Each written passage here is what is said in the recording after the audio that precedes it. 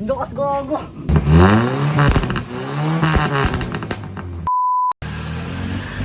Hey, mamapleran na yung ating...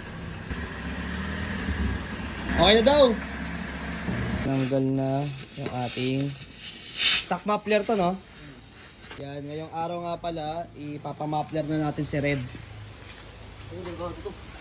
Mag-iingay na tayo.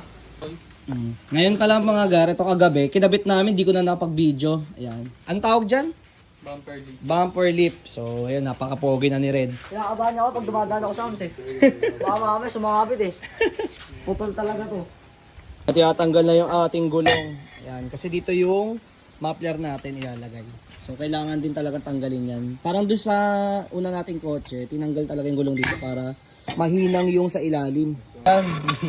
So, magkatunog na tayo ng ano yan, muffler. Tanggal na po yan.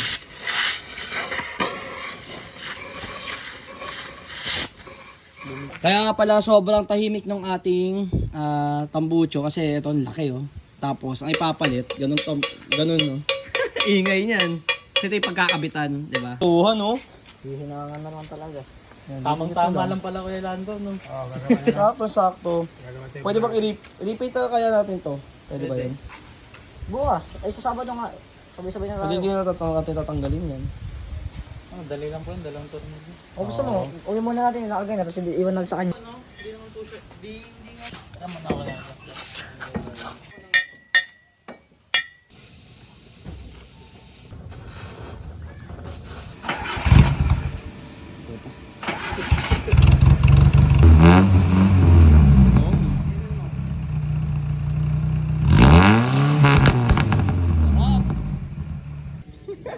Gogo, ang lukas.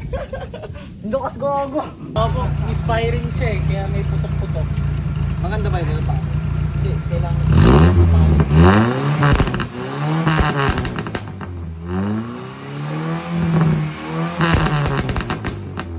Nilalagay na yung ating gulong. Ayan. Ready na yung ating kotse. Takot lang din ako mamaya, sumabog yung makina ko.